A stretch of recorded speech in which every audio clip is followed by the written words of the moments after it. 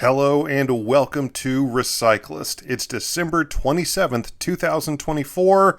I hope everybody had a fantastic Christmas this past week. I'm your host, Eric Provost, and this is your weekly roundup from the world of waste, gas, and energy presented by Diamond Scientific. First things first, and as always, let's take one final look at the stock market here in 2024 and highlight 5 stocks on the move this week within the world of waste, gas, and energy.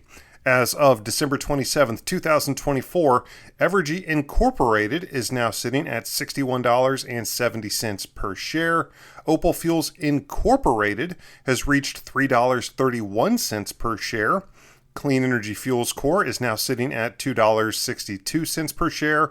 NextEra Energy is up to $72.11 per share. And Black Hills Corp ended the day at $58.55 per share. But first up in the news, according to a new report, total installed capacity of renewable energy within the U.S. is likely to exceed natural gas within 3 years. Renewable energy is now over 30% of total U.S. utility-scale electrical generating capacity and on track to reach 37% by the end of 2027. This according to data in 2 new end-of-year reports released by the Federal Energy Regulatory Commission and the U.S. Energy Information Administration. In addition, renewables, i.e. solar, renewable natural gas, wind, geothermal, and the like, provided almost 25% of the U.S.'s electrical generation during the first 10 months of 2024. Renewables were over 90% of new generating capacity through the first 10 months of the year. Up next, Massachusetts lawmakers just approved a bill that will make it easier and quicker to build renewable energy projects across the state, while putting new limits on natural gas growth. The new law creates a one-stop approval process for clean energy projects through the Energy Facilities Siting Board, removing red tape that often slows construction. The new law also sets time limits on legal challenges to renewable projects, capping them at 15 months to prevent lengthy delays. Mark Dian from the Gas Transition Allies said, quote, "The gas system is not here forever. We're moving off of it. This doesn't stop gas company expansion, but it certainly puts an entirely new lens on it." End quote. And next, a Chinese new energy equipment firm has announced the successful ignition of the world's first 30-megawatt class pure hydrogen gas turbine, offering a key solution for renewable energy storage and utilization. The gas turbine Jupiter 1 is the world's largest single-unit power pure hydrogen generator, capable of converting hydrogen from storage tanks back into electricity during peak demand hours, according to the Mingyang Group.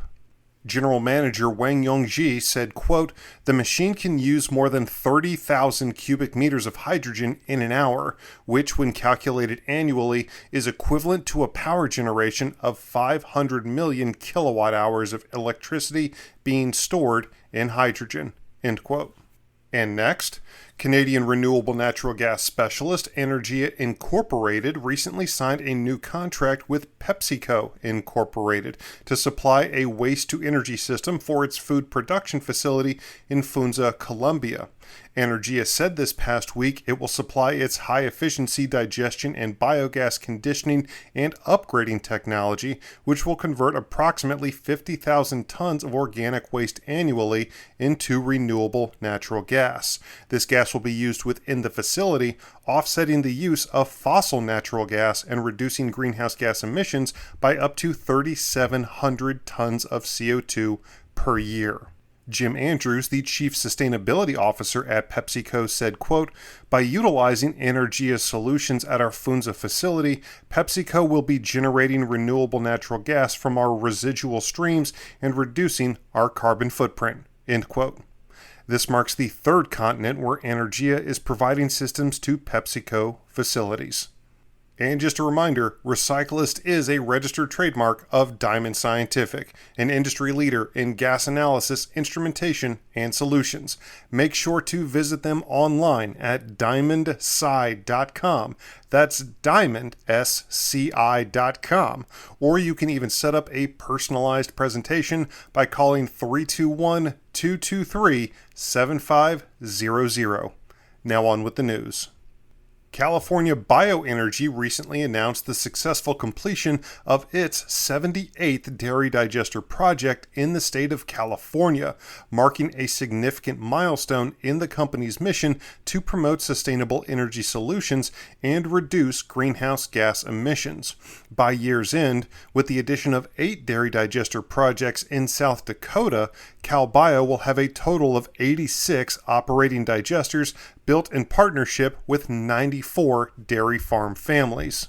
David DeGroot, the chief operating officer of CalBio, said, quote, "This milestone is a true testament to the hard work done by all members of the CalBio team, our valued consultants, and expert contractors. However, our hard work would be futile without the significant support provided by our dairy farmer partners.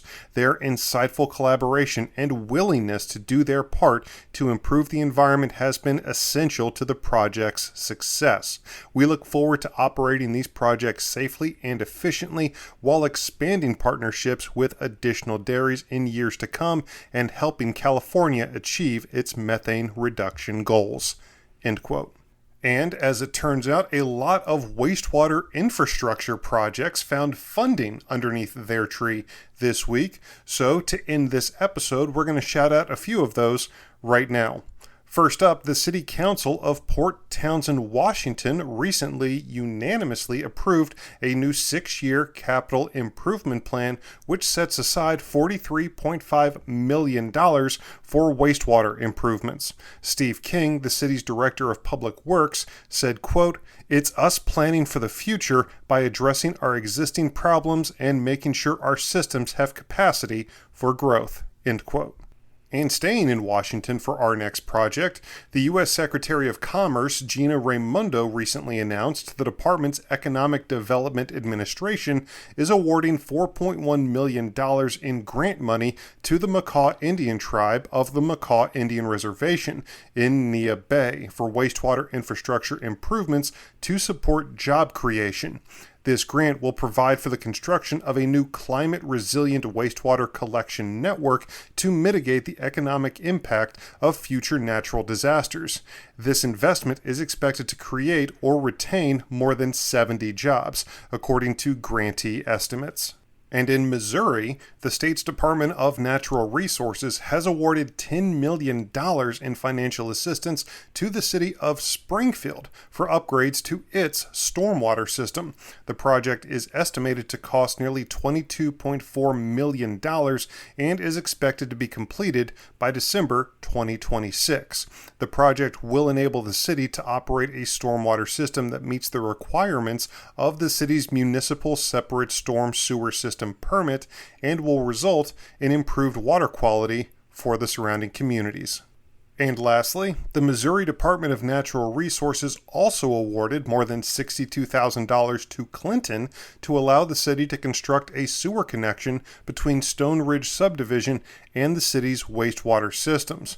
The grant will completely fund the eligible cost to develop the plan, which authorities say is expected to be completed by January 2026. Drew Bunton, the director of the Department of Natural Resources, said, quote, "The department's intention for this grant is to decrease the number of point sources discharging pollutants to the state's wastewater by promoting regional partnerships that would not be possible otherwise.